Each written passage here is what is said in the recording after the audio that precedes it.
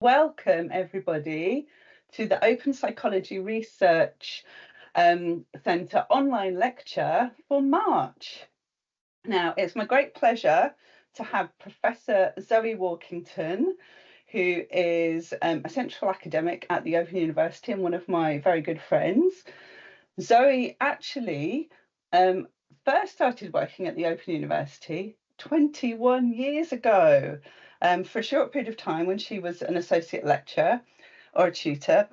And she has been working continuously since 2016 as an academic at the Open University. When Zoe isn't working at the Open University, she is walking her lovely two whippets or writing award-winning poetry. So, without further ado, I'm going to hand you over to Zoe, and she sounds like she's got a fascinating talk for us tonight. Thanks, Gina. That was a lovely introduction. I'm hoping that my slides are going to work, so I just want to check that at the moment you can see a rather handsome AI-generated version of Count Dracula. And I just want to check when I do that the slides are moving forwards and backwards for you as well as me. Yes, Brilliant. I'm getting thumbs up. That's fantastic. One thing I forgot to add was there will be time for questions at the end. So if you have any questions, do pop them in the chat and we can get to them at the end of the talk. Okay, sorry to interrupt you, Zoe. That's all right. I will hand back over to you. Fine, all right. Okay. So yeah. Thanks very much for having me here today. I'm actually talking about a slightly unusual area. This isn't an area where I've done a lot of research myself, but it's an area that I've started to get really, really interested in. And I'll kind of explain to you how I came to that. What I've had to do in kind of putting this talk together is draw from a lot of different disciplines, because as you might imagine, there's quite a lot of different scholars that have looked at this sort of area. And not all of them are psychologists. So you will tend to find that some of the research comes from psychology. Some of it comes from places like communication studies, media studies. Some of it comes from literary studies. And as a result of that, I'm kind of working in quite a cross-disciplinary way, but I'm focusing with you guys today on the psychological side of it. But what it can mean is that if you go away and do any more of your own research sort of following this lecture, sometimes you'll find the terminology can be a bit different depending on the discipline that the researcher is actually in. But what I'm hoping to present to you tonight is almost like a tasting table, what used to be called a smorgasbord. I don't know if that still exists as a concept, of different sort of interesting snippets of the research that hopefully everyone will find some sort of inspiration in, rather than going into particular depth about any one study. I will mention a study that I've done, but I won't go into a great deal of detail. I'm more looking to bring you a kind of overview of the general area rather than going into detail on one particular study.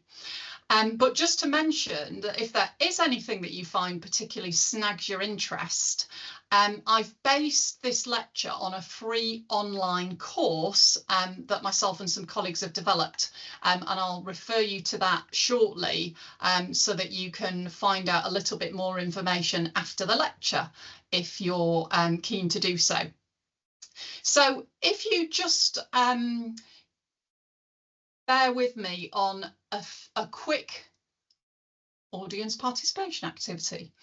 What I would like to know is, who is your favourite fictional villain? So if you don't mind typing it in the chat, if you can put in the chat who your favourite fictional villain is and why. What is it that you like about them, or why is it that you find them interesting? So that's who's your favourite fictional villain and why do you find them interesting? Now, they could be from a book, they could be from a game, they could be from a film or a TV series, as long as they're not a real person. Okay, so just put a few of those. We've got quite a few Dexters in the chat.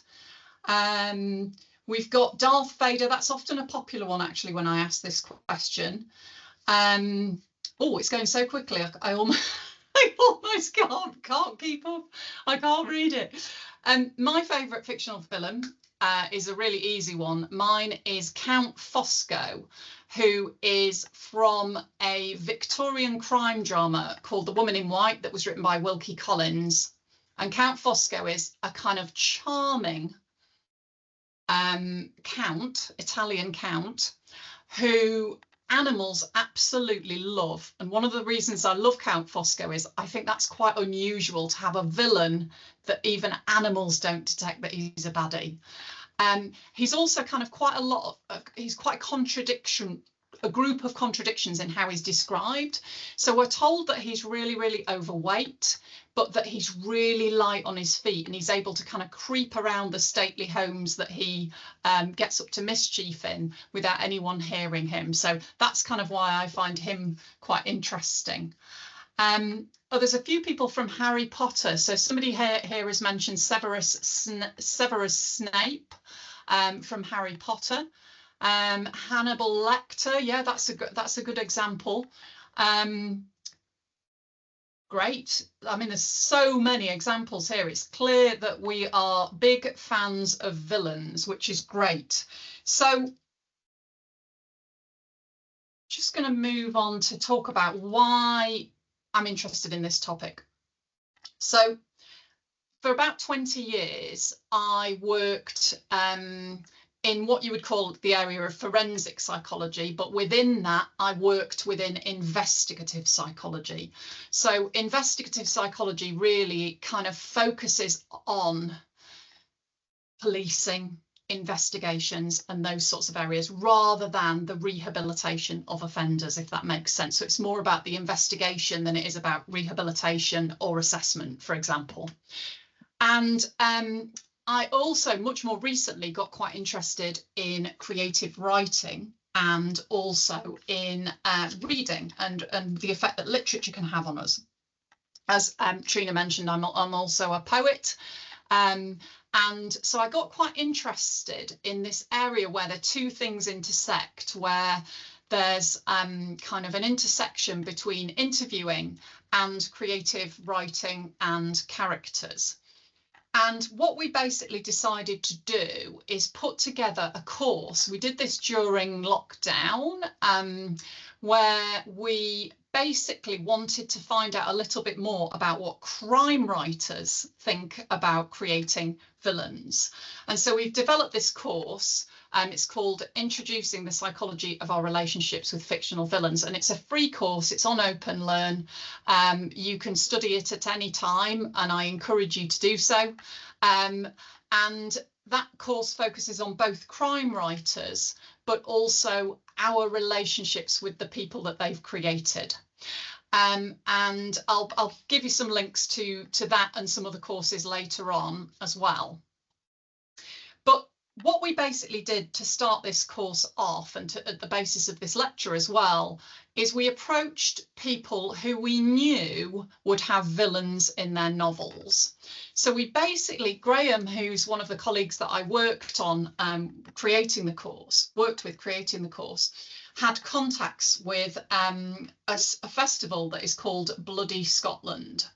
And the writers that are involved with that, we wanted to approach them all with the same set of questions. So we asked all of the writers exactly the same questions.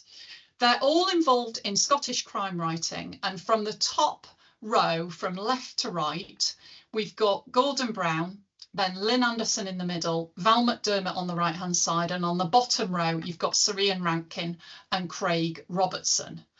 And we based our questions on a literature search that I'd done for a previous paper that I'd written, because we really wanted to find out about some of the sort of things that are said about the psychology of reading and how we relate to fictional characters. We wanted to find out what authors' opinions were of those things. So we asked everyone exactly the same questions, and that's the kind of basis for the course that I just mentioned. And my interest in baddies came from quite a serious place, because it sounds fun, doesn't it, to be talking about the psychology of our relationship with fictional villains, and it is fun and it is light and quite entertaining, but it actually started in quite a serious place. So I mentioned that I spent a number of years working in investigative psychology, where I used to train detectives, particularly training detectives how to interview very serious criminals, so people who've committed the most terrible acts. And one of the things that was always difficult is, how do you develop empathy? How do you get police officers to be able to empathise with people who've committed quite terrible acts? We know that empathy is important in investigative interviewing, and we know that faking empathy does not work. So how do we develop empathy? And that is the way that I got interested in reading initiatives as a potential way to develop empathy with criminals, and I'll talk to you a little bit more about that shortly. But basically it's sort of a light topic, but it did start from quite a serious place. And to get us started, I want you to do a quick thought experiment for me. So I'm going to ask you 2 questions. I'm going to ask you to choose, because I grew up reading Cosmopolitan magazine, and before it Jackie magazine. I do love a multiple choice question. So I'm going to ask you to choose out of the following 4 answers your preferred answer for this question. So imagine that you're at a social event, you notice someone who's standing there alone and seems to be avoiding contact with other people. Choose out of the following 4 which you think is the most likely explanation. So is it that they've had a tough day and they don't have the energy to socialise? Is it that they're an unfriendly person and they prefer their own company? Is it that they've just had some bad news on their way to the social event that they're thinking about? Or is it that they might be a shy person who finds it hard to talk to others? So you can either put your preferred answer in the chat, or you can write it down, but make a note of it so that you've got a permanent record, as well as if you put it in the chat. A lot of you are saying 4, from what I can see, but there is a mix there. There is a mix there. Okay, I totally get that I have forced you into an awful choice, and you're probably thinking, well, I don't like any of these answers. I've come up with a completely different explanation, and too right you would. But this is just to get us thinking. Okay, I want you now to move on to this second question, which I have for you, which is, think of the last time that you were late for something, whether that be an appointment, to meet friends, or even worse, late for work. Which would you say of the following 4 is the best reason for why you were late? Is it 1, that you had too much to do and too little time to do it in? Is it 2, that you aren't very good at planning your time? Is it 3, that events conspired against you, causing delays? Or is it 4, you don't really mind being late, so you tend to take your time getting ready and setting off?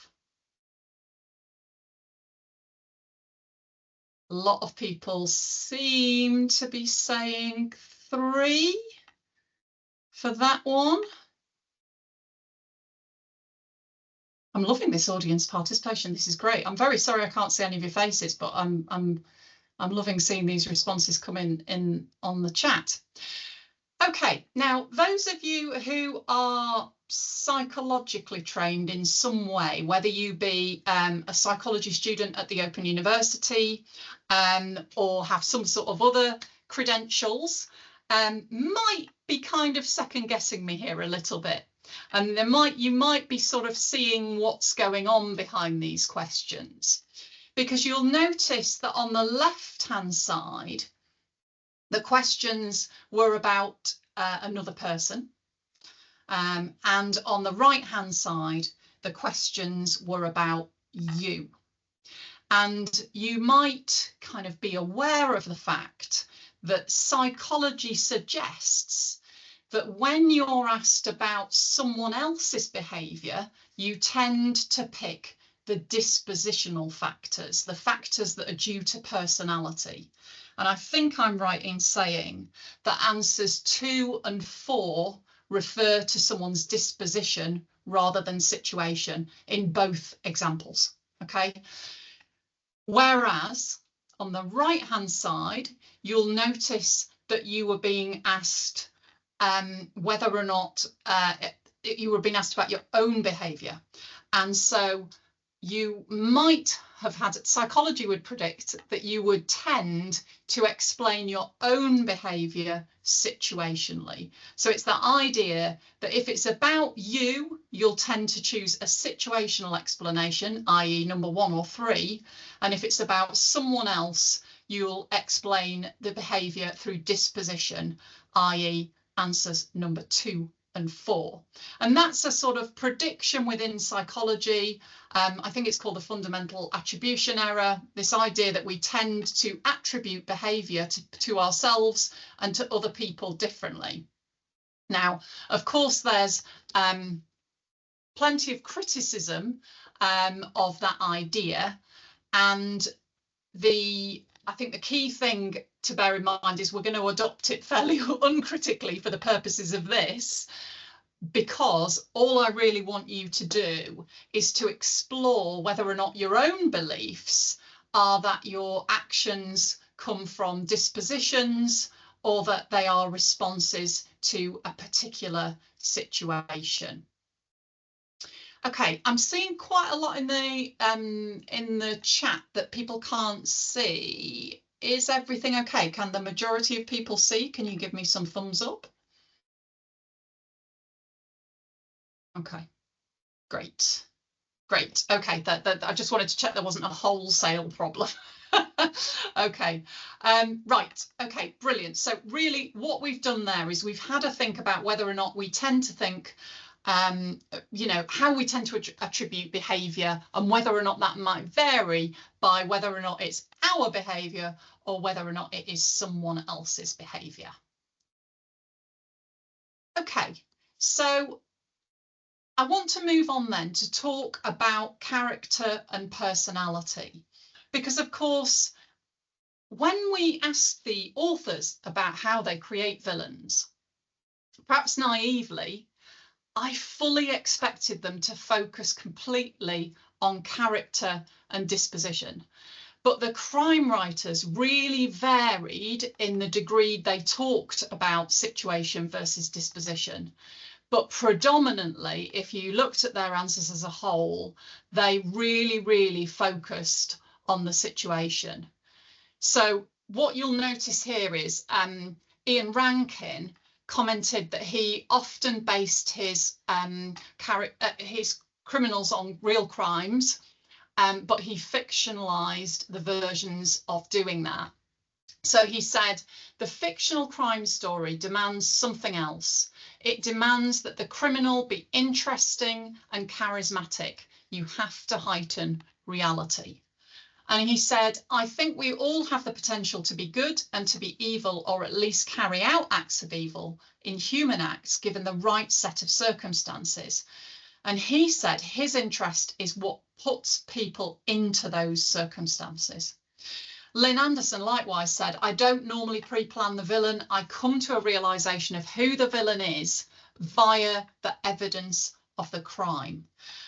And perhaps the person that most veered into talking about disposition was Gordon Brown.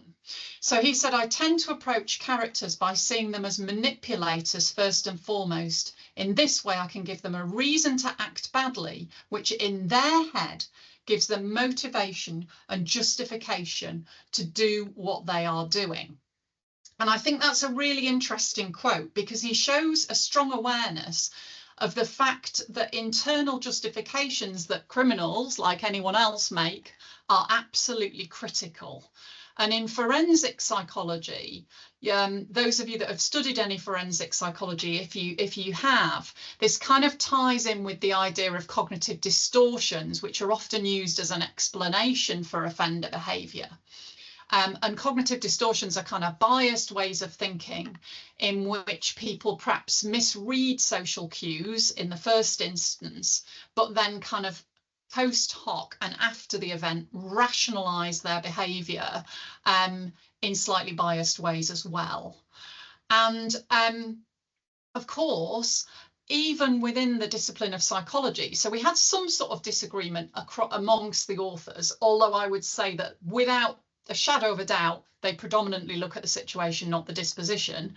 But of course, even within our own discipline, within psychology, there is disagreement about what personality is. And so in very broad brush summary, originally there was kind of this idea of trait theory, this idea that we have fairly stable traits which predict relatively consistent behaviour across a variety of different situations. And those sorts of ideas kind of underpin things like our ideas about offender profiling. So very early ideas about offender profiling, you know, the FBI approach was very much based on the idea that somebody would behave in the same way at a crime scene that they would in their own kitchen. So, you know, if you had a disorganized offender who left a terrible, messy, disorganized crime scene, you might expect that when you walked into that person's kitchen, it would be very messy. And of course, we know that those sorts of ideas, that we are very consistent in our behaviour, are not actually always correct. And so critiques of that kind of theory came in, suggesting that we are the situation plays a much bigger role. So, you know, more modern theories of personality take into account both the kind of situation and the disposition. And of course, we see evidence of this in our own behaviour. We don't tend to behave necessarily as the same version of ourselves down the pub as we might at work or as we might in front of our parents. But it's interesting to me anyway that when we think of villains, me personally, I tend to think first of character, and then I think about the situation they're in.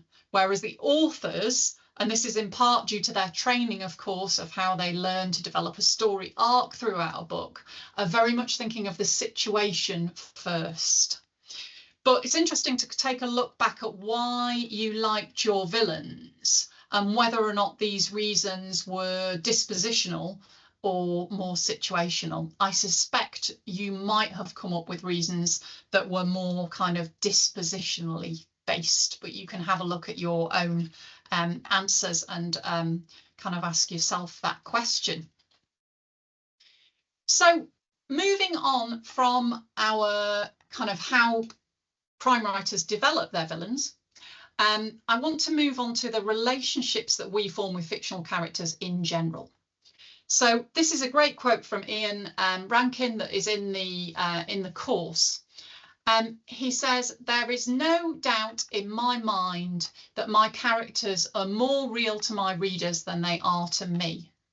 People are very worried about John Rebus, my detective, his health, the fact that he has very few friends, he drinks too much, until recently he smoked too much. He's now got emphysema, so he's stopped smoking, but he's getting on a bit. He's had to move from a second floor apartment to a ground floor because he can't manage stairs anymore. They're not worried about me, these readers. If I say I've got a terrible cold or the flu, just keep writing, but tell us about Rebus. What's Rebus up to? We're really worried about him." And so here Ian is obviously talking about his detective and not his villain. And we will come on to talk more about how that relationship may vary when we're talking about someone who's not the kind of good guy. But what's really interesting, if you go to the online course and you watch the rest of this video where Ian's being interviewed, he actually talks about how, weirdly in his life, he started following his own villain, who's called Cafferty, who's a bit of a gangster type figure, around town. So he's literally moving to live in the place where he'd originally set his villain as living. So he's like, in the real world, he's actually following this guy around, which is sort of quite entertaining. Freud would have a field day. So yes, what we are talking about here is we are talking about these one-sided relationships that we form with people who are not real. And generally, these get referred to as parasocial relationships. So it's that sense of longing that you get after you've finished watching a box set that you particularly love the characters in, or when you finished a novel and you kind of have this weird sense that you actually miss the people that were in it. And that suggests that you've formed a parasocial relationship. And this kind of lingering sense of intimacy that we might have and connectedness. And the idea with parasocial relationships is that they are entirely one directional.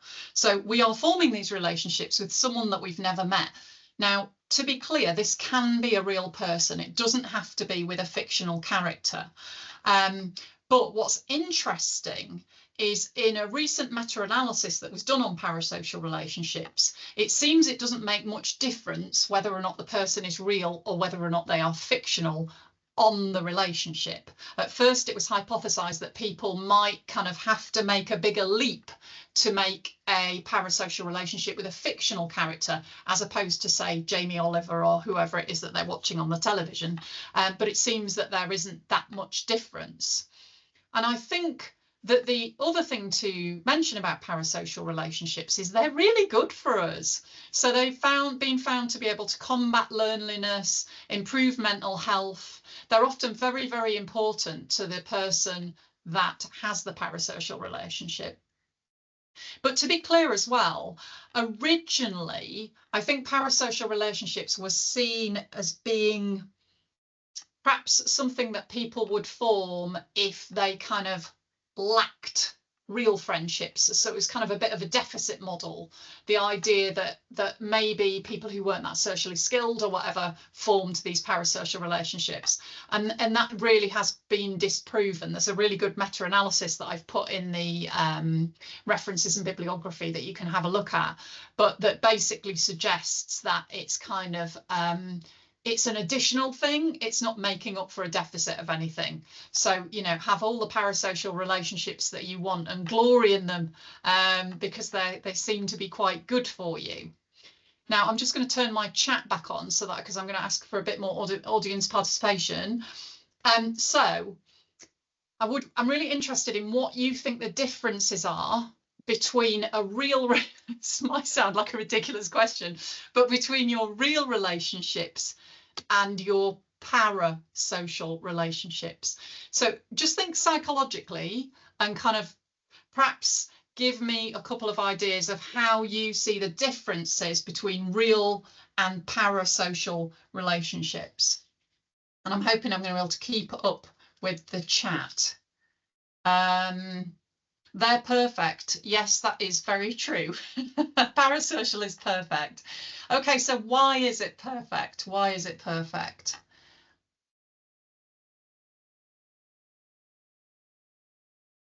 Yeah, in the real world, they are reciprocal. So in the real world, they require, don't they, some kind of effort from us. We actually have to be able to enact a response. Whereas in the parasocial relationship, we're kind of enjoying the benefits of that relationship without having to actually enact anything, which is quite an interesting one, isn't it? Yes, in our minds, they behave the way we want them to. Yes, that's perfectly true. And if only we could achieve the same in real life, wouldn't that be marvelous? Yeah, you physically have to be able to meet in a real relationship, or meet online potentially. But yes, you're right. There has to be an interaction, has to take place. Yes. Okay, a fictional character can't argue with you. Yes, that's very true. Yes, the relationship is perhaps more complicated. Excellent. These are great responses. I mean, one of the things that when I kind of looked at this myself, I think the things that I kind of noted were real relationships. They require quite a lot of effort. They require quite a lot of investment. They require, as one of the people just said in the chat, some sort of proximity, whether that be in real life or online, or a way of meeting them. They also require our own social skills. So in real relationships, we have to be able to respond. We have to be able to put that effort in to interact. And in our parasocial relationships, we can imagine a version of ourselves that gets things right every time. And in our real relationships, unfortunately, it's just flawed old us that's doing the interacting, isn't it? And one of the things that I found was really important, and where I kind of want to go with this talk, is about risk. And of course, real villains are pretty risky people to hang out with. Whereas if we have a parasocial relationship with a villain, all of that risk goes away, because we are not going to have to follow them down a dark alley late at night to, you know, sort some business in real life. And so the risk is hugely mitigated. Okay, thanks so much. I like that one, Caroline T. That's great. Okay, so yeah, so the risk is massively mitigated. But I think one of the things that I wanted to say about these parasocial relationships is how much our authors recognise that these close bonds actually happen. And I think I saw a comment briefly flick by in the chat about misery, which kind of is what the comment from Siobhan Rankin about Rebus made me think of as well. It's like, never mind you, get on with the writing is what's important to us. If anyone hasn't seen that film, it's a great film about someone who basically kidnaps an author and makes him keep writing the version of the book that she wants. But yes, all of our authors recognise that readers form very, very strong bonds. So Val McDermott said, one of the things that makes me feel the most heartened about my work is that readers do respond to these characters. So what about likability? Well, the authors didn't worry too much about likability. They do worry, though, about the involvement between the character and the reader. They have to care. They don't have to like the person. So Gordon Brown had a nice part of his interview where he talked about what he calls the handbrake moment. So he says you get to a certain passage, the character does or says something that makes you go, really? And you buy out of the book. And he said you want to avoid that like the plague. So he's suggesting that the reader doesn't need to like the character, but they do need to be able to understand why they're behaving in a certain way. And likewise, Craig Robertson's, when we asked him about likability, he had quite a nice quote. He said, when it comes to the likability of villains, there's two questions. Do you worry that people don't like them? And do you worry that people do? And I think the answer to the both is the same, in that you have to write the character for who they are and not get bogged down if people will take their side or not, because people will take different sides and that's okay. So it's absolutely the investment in the character that seemed to be the most important. So having touched on the relationships that people form with fictional characters, what about when they are bad, when they're villainous? And there was some really interesting things that the authors said in response to this. So Siobhan Rankin said, it's one thing to talk about, think about and write about fictional psychopaths, but when you meet these people in real life, you cannot unmeet them. And he talks a little bit in the interview about the invite that he got to meet Ian Brady and why he turned it down. He felt that he really didn't want to meet him, and he felt that Brady was known for mind games and he didn't want to get involved in that at all. And we also have a quote from Gordon Brown here, which I think really hits the nail on the head from my point of view of where I'm coming from as a psychologist about this. He says, what I hope can be taken from my writing is that the reader gets to connect in some way to a world they don't inhabit. And maybe it makes them think on that. and think on what's happening in that world, even outside of the book. And to me, this really kind of mirrors my own thoughts and feelings, that hanging out with fictional villains allows us to hang out with people who we wouldn't hang out with in real life. But that opportunity not only affects us when we're reading the book or watching the film or the TV series, but that it might have effects, after effects, if you like, in the real world. So it's this coming back to this idea of risk and safety, and the fact that it provides us with a safe way to have a new experience.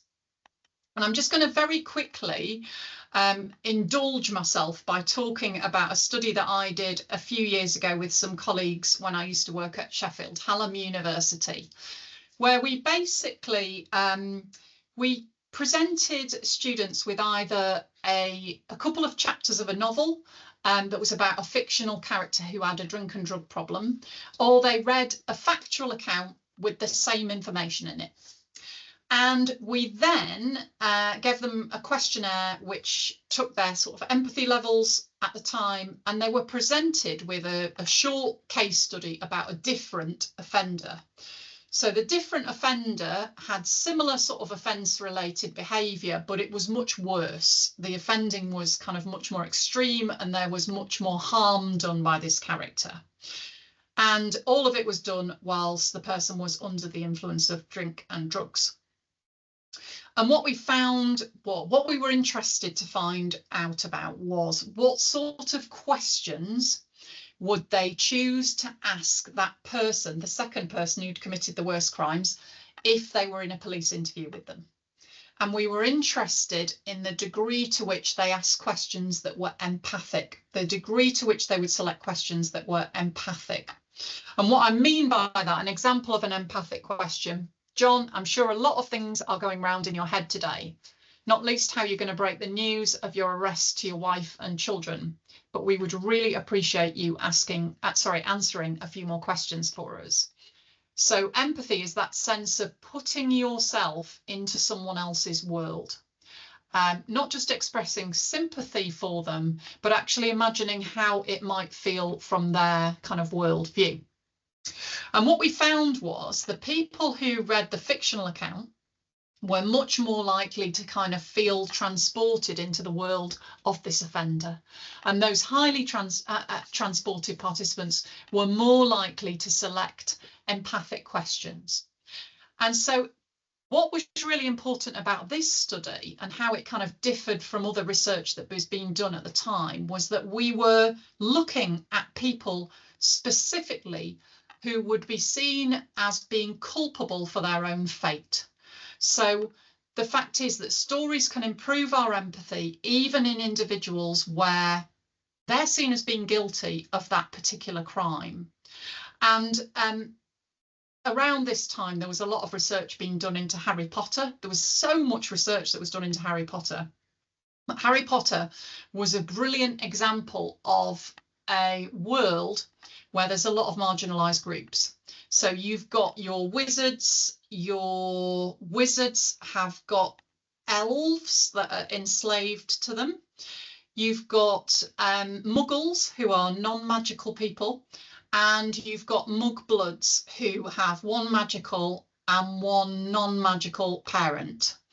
And there's lots of kind of divisions and prejudice in Harry Potter between all of these different groups. And there's some really great research done by Bazali around the fact that by reading these fantasy novels of Harry Potter, it actually was able to reduce improve attitudes towards stigmatized groups such as immigrants and refugees.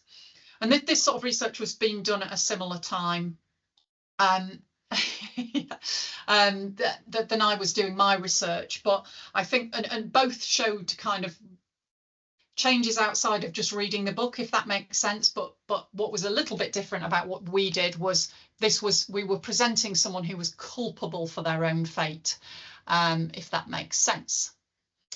So I am kind of drawing things to a little bit of a close here when I say that I think there are a few different theories in this area that are quite interesting that I just want to talk you through on this slide. But effectively, if you think about what we want to do as human beings, is even if we're a villain in real life, we want to hold a positive view of ourselves and hold what's called a sort of positive self-concept. And holding a positive self-concept is quite hard work. It's demanding to maintain, and it can limit us. So if you think of it, if there was no fantasy or fiction in the entire world, we would be quite limited to experiences we can actually have. And one of the things that story enables us to do is to escape those limits and to have experiences that we can't realistically have.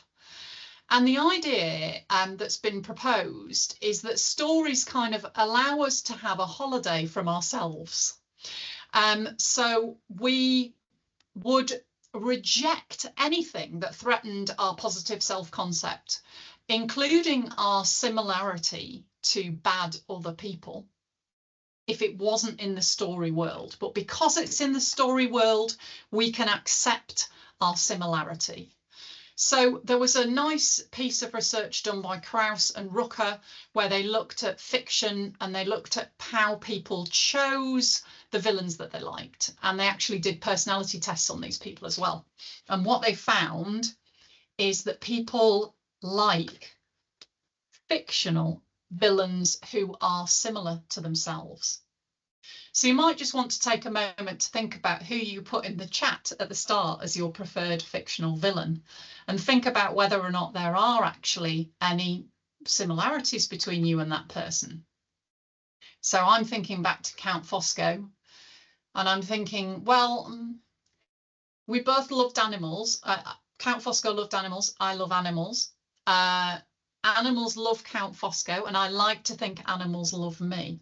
So there's definitely that similarity. So you might start to see some similarities. You might not.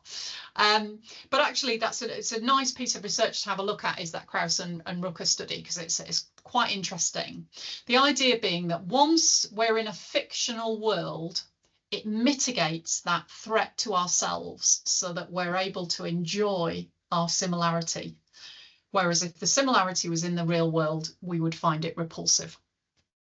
And then I did just want to try and explain to you Congin and Horn's theory, which is quite complicated, but I've tried to simplify it because it's a really nice theory and it draws on lots of different disciplines. So it draws on art, aesthetics and psychology. And what they've done is they've developed a scale called Perceiving and Experiencing Fictional Characters. And it explains why we might be kind of drawn to and yet want to maintain a distance from certain characters. And they said that that isn't a binary thing. It's not like we've got being drawn to them on one side and wanting to keep our distance from them on the other on a binary scale. But in fact, they're these two sort of things that run in parallel with each other. And that both our desire for involvement and our desire for avoidance together explain our appreciation of fictional characters. So there can be quite an enjoyable tension between that attraction towards and that distance from. And they said that when we are comparing characters to ourselves, both that involvement and distance scale are informed by three things. Aesthetics, so what someone looks like, whether or not they're ugly or beautiful, how realistic the character seems, and their ethics. And what was particularly interesting in their findings was that characters that were presented as being more complicated, so for example, somebody ethically bad but beautiful and realistic was more likable to readers, to people looking at these characters, than characters who are unilaterally good or unilaterally bad. And what I mean by that is all good or all bad. So their characterize kind of involvement with a character and desire for involvement with a character also relates to a kind of more mainstream psychological construct called, that you've probably heard of, called identification, that I've kind of left out of today's lecture because I didn't really have time to go into it, but it is in the Open Learn course, and it's kind of a more mainstream theory, I think, really. So I hope that's kind of clear how I've explained that last perceiving and experiencing fictional characters theory. It's a little bit dense and hard to simplify, but I hope I've done an okay job. So in summary, we tend to prefer fictional characters who have some similarity to ourselves, but we are repulsed by similarity to real villains. And we're attracted to people who might provide us with some sort of novel experiences. And this para-proximity, so this sort of fake closeness that we get from reading about others, can allow us to sort of expand our own sense of self. But I think the exciting thing about this area is that it can also potentially increase our empathy and potentially reduce prejudice towards others. I've put together this slide of references and bibliography, which is a bit non-traditional for psychology, I know, but there's some of the things that I've just kind of mentioned in passing that I thought people might want to have a look at, so I've put together references and bibliography. But I've also just listed here 3 Open Learn courses that I've been involved in writing that people might want to have a look at, depending on which bits of this lecture, if indeed any, has interested you. The bottom one is the course that this particular lecture is based on, and in that you'll see a lot more from our crime writers. You'll see all their videos when they're responding to our questions, and you'll also get kind of more depth on what we've talked about today. Up is kind of a sister course, I suppose, to that one, which is much more about the basic psychology that happens when we read fiction. So it's about the sort of psychological mechanisms. How do we, what is it about fantasizing? What is it about how we identify with characters? Do we assimilate any of their characteristics? All of those sorts of things. That's in that first course called What's Happened to You When You Read. And then for those of you that are more interested in perhaps the forensic psychology side, the interviewing side, we've also developed a course called Investigating a Murder with Forensic Psychology. And that is very much what it says on the tin. You get given a police briefing at the start about a murder that's taken place. And then you follow a couple of detectives through trying to sort out who is the correct suspect that's actually committed that crime through the interviews and all the rest of it. So all of those might be interesting for different reasons. And I have to say, none of them have I written on my own. The top one was written with colleagues from the English department and creative writing department. So Sarah Haslam, Edmund King and Siobhan Campbell. The middle one was written with Professor Graham Pike. And the bottom one was also written with Graham and Siobhan as well. And Graham also helped write the top one as well. Graham's been involved in all 3. So they are the courses that you might want to look at if you want a little bit more information.